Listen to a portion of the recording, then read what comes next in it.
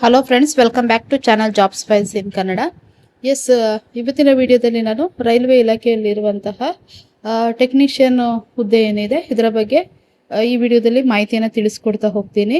ಅದಕ್ಕಿಂತ ಮೊದಲು ಯಾರೆಲ್ಲ ನನ್ನ ಚಾನಲ್ನ ಸಬ್ಸ್ಕ್ರೈಬ್ ಮಾಡ್ಕೊಳ್ಳಿಲ್ವೋ ಸಬ್ಸ್ಕ್ರೈಬ್ ಮಾಡ್ಕೊಳ್ಳಿ ಮತ್ತು ಪಕ್ಕದಲ್ಲಿರುವಂತಹ ಬೆಲ್ ಐಕಾನ್ ಏನಿದೆ ಇದರ ಮೇಲೆ ಕ್ಲಿಕ್ ಮಾಡಿ. ಇದರಿಂದ ನಾನು ಅಪ್ಡೇಟ್ ಮಾಡುವಂಥ ಜಾಬ್ನ ನೋಟಿಫಿಕೇಶನ್ ಮೊದಲು ನಿಮಗೆ ತಲುಪುತ್ತೆ ಅಂತ ಹೇಳ್ತಾ, ಎಸ್, ಕೇಂದ್ರೀಕೃತ ಉದ್ಯೋಗ ಅಧಿಸೂಚನೆ ನೋಡ್ಬೋದು. ಇಲ್ಲಿ ನೀವು ಟೆಕ್ನಿಷಿಯನ್ ಗ್ರೇಡ್ 1 ಸಿಗ್ನಲ್ ಮತ್ತು ವಿವಿಧ ಟೆಕ್ನಿಷಿಯನ್ ಗ್ರೇಡ್ 3 ಹುದ್ದೆಗಳ ನೇಮಕಾತಿ. ಇಲ್ಲಿ ಹುದ್ದೆಗಳ ಬಗ್ಗೆ ವಿವರವಾಗಿ ನೋಡೋದಾದ್ರೆ, ಹುದ್ದೆ 7ನೇ ವೇತನ ಆಯೋಗದ ವೇತನ ಮಟ್ಟಕ್ಕೆ ಅನುಗುಣವಾಗಿ ಆರಂಭಿಕ ಮೂಲ ವೇತನ, ವೈದ್ಯಕೀಯ ಮಾನದಂಡ, ವಯೋಮಿತಿ ಇದೆಲ್ಲ ಕೊಟ್ಟಿದ್ದಾರೆ. ಒಟ್ಟು ಹುದ್ದೆಗಳು ಇಲ್ಲಿ ನೋಡೋದಾದ್ರೆ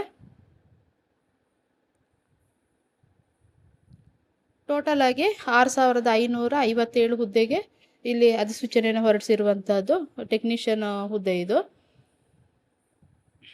ಇದು ಲೆವೆಲ್ 5ನ ಹುದ್ದೆ ಆಗಿರುತ್ತೆ. 29,200ರಿಂದ ಪ್ರಾರಂಭವಾಗಿ ಸ್ಯಾಲ್ರಿ ಪ್ರಾರಂಭವಾಗುತ್ತೆ. ಇನ್ನು ಏಜ್ ಲಿಮಿಟ್ ನೋಡೋದಾದ್ರೆ 18ರಿಂದ 33 ವರ್ಷ, ಅಂದರೆ 18 ವರ್ಷ ತುಂಬಿರಬೇಕು ಮತ್ತು 33 ವರ್ಷದ ಒಳಗಡೆ ಇರಬೇಕು. ಇದು ಟೆಕ್ನಿಷಿಯನ್ ಗ್ರೇಡ್ 3 ಏನಿದೆ ಇದು ಲೆವೆಲ್ 2ನ ಹುದ್ದೆ ಆಗಿರುತ್ತೆ. ಸ್ಯಾಲ್ರಿ 19,900 ಪ್ರಾರಂಭವಾಗುತ್ತೆ. ಇನ್ನು ಏಜ್ ಲಿಮಿಟ್ ನೋಡೋದಾದ್ರೆ 18 ವರ್ಷ ತುಂಬಿರಬೇಕು ಹಾಗೂ 30 ವರ್ಷದ ಒಳಗಡೆ ಇರಬೇಕು. ಟೋಟಲ್ ಆಗಿ ಈ ಗ್ರೇಡ್ 3 ಏನಿದೆ ಇದು 6,234 ಹುದ್ದೆ ಇರುವಂಥದ್ದು. ಟೋಟಲ್ ಆಗಿ ಒಟ್ಟು ಹುದ್ದೆ 6,557 ಹುದ್ದೆ ಖಾಲಿ ಇರುವಂಥದ್ದು. ಕೆಲವೊಂದು ಇಂಪಾರ್ಟೆಂಟ್ ಡೇಟ್ನ ಕೊಟ್ಟಿದ್ದಾರೆ, ಇಲ್ಲಿ ನೋಡ್ಬೋದು. ಆನ್ಲೈನಲ್ಲಿ ಅರ್ಜಿ ಪ್ರಾರಂಭವಾಗಿರುವಂಥದ್ದು 30/6/2026, ಜೂನ್ 30ರಿಂದ ಅರ್ಜಿ ಸಲ್ಲಿಸಲು ಪ್ರಾರಂಭವಾಗಿದೆ. ಇನ್ನು ಅರ್ಜಿ ಸಲ್ಲಿಸಲು ಕೊನೆಯ ದಿನಾಂಕ 29/7/2026 ರಾತ್ರಿ 11 ಗಂಟೆ 59 ನಿಮಿಷ ತನಕ ಇರುತ್ತೆ. ಇನ್ನು ಅರ್ಜಿ ಶುಲ್ಕ ಪಾವತಿಸಲು ಕೊನೆಯ ದಿನಾಂಕ 31/7/2026, ಅಂದರೆ 31ನೇ ತಾರೀಕಿಗೆ ಪೇಮೆಂಟ್ ಮಾಡಲಿಕ್ಕೆ ಲಾಸ್ಟ್ ಡೇಟ್ ಆಗಿರುತ್ತೆ. ಇನ್ನು ಅರ್ಜಿಯಲ್ಲಿ ತಿದ್ದುಪಡಿಗೆ ಅವಕಾಶ ಮಾಡಿಕೊಟ್ಟಿದ್ದಾರೆ, ಅದಕ್ಕೆ ಸಪ್ರೇಟ್ ಫೀಸ್ ಇರುತ್ತೆ. 1/8/2026ರಿಂದ 10/8/2026 ತನಕ, ಅಂದರೆ 10 ಡೇಸ್ ಟೈಮ್ ಕೊಟ್ಟಿದ್ದಾರೆ. ನೀವೇನಾದರೂ ಕರೆಕ್ಷನ್ ಏನಾದರೂ ಮಾಡಲಿಕ್ಕಿದ್ರೆ ಆ ಡೇಟ್ ಒಳಗಡೆ ಕರೆಕ್ಷನ್ ಮಾಡ್ಕೋಬೋದು. ಇನ್ನು ಗಮನಿಸಿ, ಕ್ರಿಯೇಟರ್ ಆ್ಯನ್ ಅಕೌಂಟ್ ಮತ್ತು ಆಯ್ಕೆ ಮಾಡಿದಂಥ RRB ಮಾಹಿತಿಯನ್ನು ಮಾತ್ರ ಬದಲಾಯಿಸಲು ಸಾಧ್ಯವಿಲ್ಲ.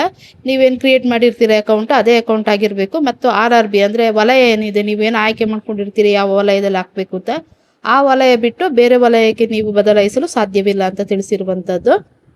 ಇನ್ನು CBT ಅಂದರೆ ಕಂಪ್ಯೂಟರ್ ಬೇಸ್ಡ್ ಎಕ್ಸಾಮ್ ಇರ್ಬೋದು ಅಥವಾ ಡಾಕ್ಯುಮೆಂಟ್ ವೆರಿಫಿಕೇಶನ್ ಇರ್ಬೋದು, ಆಯ್ಕೆ ಫಲಿತಾಂಶಗಳನ್ನು ಸಂಬಂಧಿಸಿದ RRBಗಳ ಅಧಿಕೃತ ವೆಬ್ಸೈಟ್ನಲ್ಲಿ ಪ್ರಕಟಿಸಲಾಗುವುದು ಅಂತ ತಿಳಿಸಿದ್ದಾರೆ. ಇನ್ನು ಕೆಲವೊಂದು ಇಂಪಾರ್ಟೆಂಟ್ ಸೂಚನೆಗಳನ್ನು ಕೊಟ್ಟಿದ್ದಾರೆ.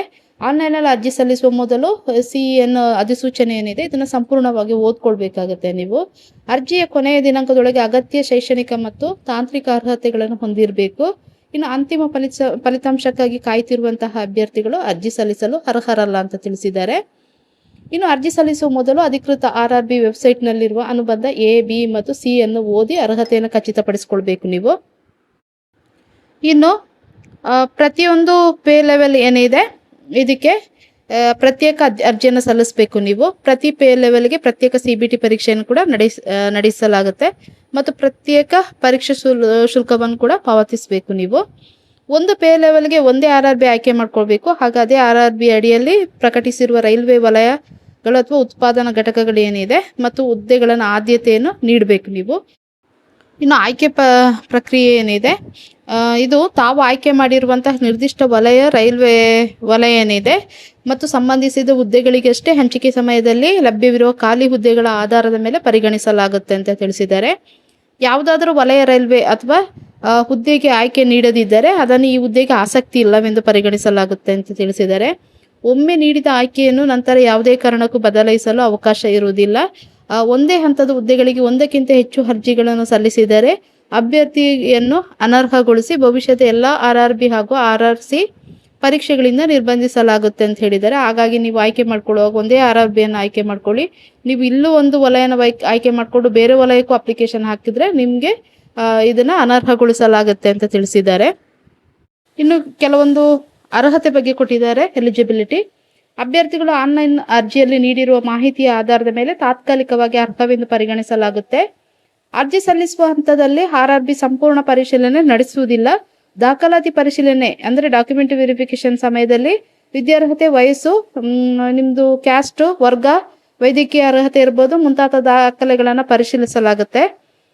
ಯಾವುದೇ ಮಾಹಿತಿ ತಪ್ಪಾಗಿದೆ ಅಥವಾ ದಾಖಲೆಗಳಿಂದ ಸಾಬೀತಾಗದಿದ್ದರೆ ಅಥವಾ ಅರ್ಹತಾ ಮಾನದಂಡಗಳನ್ನು ಪೂರೈಸದಿದ್ದರೆ ಅಭ್ಯರ್ಥಿಯ ಆಯ್ಕೆಯನ್ನು ಯಾವುದೇ ಹಂತದಲ್ಲಾದರೂ ರದ್ದುಪಡಿಸಲಾಗುತ್ತೆ ಅಂತ ತಿಳಿಸಿದ್ದಾರೆ.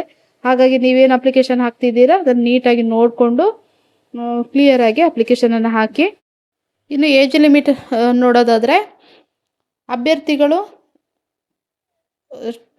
ಟೆಕ್ನಿಷಿಯನ್ ಗ್ರೇಡ್ 1 ಸಿಗ್ನಲ್ ಪೋಸ್ಟಿಗೆ ಏನಿದೆ 18 ವರ್ಷ ತುಂಬಿರಬೇಕು ಹಾಗೂ 33 ವರ್ಷದೊಳಗಡೆ ಇರಬೇಕು.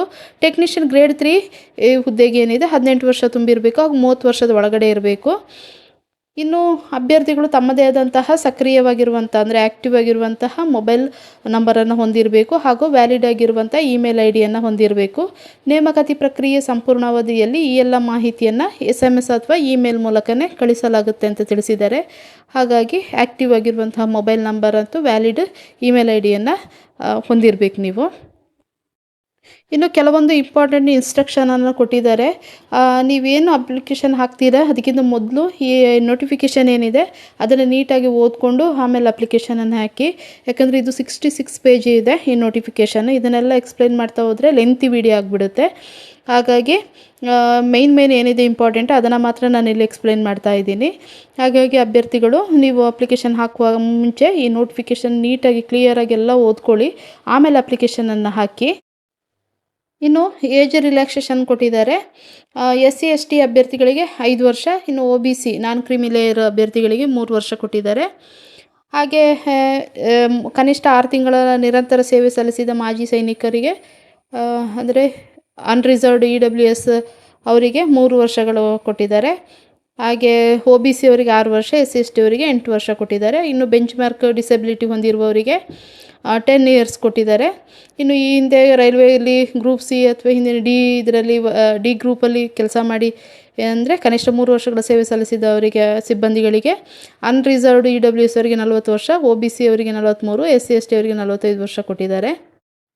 ಇನ್ನು ಎಕ್ಸಾಮ್ ಫೀಸ್ ಬಗ್ಗೆ ನೋಡೋದಾದರೆ ಎಲ್ಲ ಅಭ್ಯರ್ಥಿಗಳಿಗೂ ಕೂಡ 500 ರುಪೀಸ್ ಇರುತ್ತೆ. ಅದರಲ್ಲಿ SC ST, ಇನ್ನು ಎಕ್ಸ್ ಸರ್ವಿಸ್ ಮೆನ್, PWBD, ಮಹಿಳೆಯರು ಮತ್ತು ಟ್ರಾನ್ಸ್ಜೆಂಡರ್ ಏನಿದ್ದಾರೆ ಮತ್ತು ಅಲ್ಪಸಂಖ್ಯಾತರು ಹಾಗೂ ಆರ್ಥಿಕವಾಗಿ ಹಿಂದುಳಿದ ವರ್ಗ EBC ಇವರಿಗೆ 250 ರುಪೀಸ್ ಇರುತ್ತೆ. ಈ 500 ರುಪೀಸ್ ಏನಿದೆ ಇದು ನೀವು CBT ಎಕ್ಸಾಮಿಗೆ ಹಾಜರಾಗಬೇಕು. ಹಾಜರಾದರೆ ಮಾತ್ರ ಬ್ಯಾಂಕ್ದು ಶುಲ್ಕ ಏನಿದೆ ಫೀಸ್ ಅದನ್ನು ಡಿಡಕ್ಟ್ ಮಾಡಿ 400 ರುಪೀಸ್ ನಿಮಗೆ ರೀಫಂಡ್ ಮಾಡಲಾಗುತ್ತೆ. ಹಾಗೆ SC ST ಅವರಿಗೂ ಕೂಡ ಹಾಗೆ ಬ್ಯಾಂಕ್ ಫೀಸನ್ನು ಡಿಡಕ್ಟ್ ಮಾಡಿ 250 ರುಪೀಸ್ನ ನಿಮಗೆ ವಾಪಸ್ ರೀಫಂಡ್ ಮಾಡಲಾಗುತ್ತೆ. ಅದು ನೀವು ಯಾವಾಗ ಅಂತ ಹೇಳಿದರೆ CBT ಎಕ್ಸಾಮು ಅಟೆಂಡ್ ಆದರೆ ಮಾತ್ರ ನಿಮಗೆ ರೀಫಂಡ್ ಆಗುವಂಥದ್ದು ಅಮೌಂಟು. ಅಂದರೆ ಪ್ರತಿ ಪೇ ಲೆವೆಲ್ ಏನಿದೆ ಅಂದರೆ ನೀವು ಟೆಕ್ನಿಷಿಯನ್ ಗ್ರೇಡ್ 1 ಏನಿದೆ ಸಿಗ್ನಲ್ಲ ಅದಕ್ಕೂ ಅಪ್ಲಿಕೇಶನ್ ಹಾಕಿ ಗ್ರೇಡ್ 3ಗೂ ಅಪ್ಲಿಕೇಶನ್ ಹಾಕ್ತೀನಿ ಅಂದರೆ ಪ್ರತ್ಯೇಕವಾದಂತಹ ಫೀಸನ್ನು ಪೇ ಮಾಡಬೇಕು. ಹಾಗಾಗಿ ಎಕ್ಸಾಮ್ಗೂ ಕೂಡ ಹಾಗೆ ನೀವು ಅಟೆಂಡ್ ಆದರೆ ನಿಮಗೆ ಪರೀಕ್ಷಾ ಶುಲ್ಕ ರೀಫಂಡ್ ಆಗುವಂಥದ್ದು. ಇನ್ನು ಎಜುಕೇಷನ್ ಕ್ವಾಲಿಫಿಕೇಷನ್ ನೋಡೋದಾದರೆ SSLC ಕಂಪ್ಲೀಟ್ ಆಗಿರಬೇಕು ಅಥವಾ ಅದಕ್ಕೆ ತತ್ಸಮಾನವಾಗಿರುವಂತಹ ಯಾವುದೇ ವಿದ್ಯಾರ್ಹತೆ ಅಂದರೆ ನಿಮ್ಮದು IT ಆಗಿರಬೇಕು ಅಥವಾ ಡಿಪ್ಲೊಮಾ ಅಥವಾ BSc ಮಾಡಿದರೂ ಆಗುತ್ತೆ. ಮತ್ತು ಇಂಜಿನಿಯರಿಂಗ್ ಈ ಪದವಿಯನ್ನು ಹೊಂದಿದರೆ ನಿಮಗೆ ಈ ಹುದ್ದೆಗೆ ಅರ್ಜಿಯನ್ನು ಸಲ್ಲಿಸ್ಬೋದು.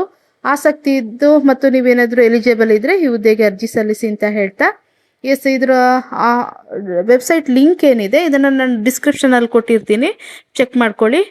ಇವತ್ತಿನ ವಿಡಿಯೋದಲ್ಲಿ ನಾನು RRBಯಲ್ಲಿರುವಂತಹ ಟೆಕ್ನಿಷಿಯನ್ ಗ್ರೇಡ್ 1 ಮತ್ತು 3 ಹುದ್ದೆಯ ಬಗ್ಗೆ ಸಂಪೂರ್ಣವಾದ ಮಾಹಿತಿಯನ್ನು ಈ ವಿಡಿಯೋದಲ್ಲಿ ತಿಳಿಸ್ಕೊಟ್ಟಿದ್ದೀನಿ.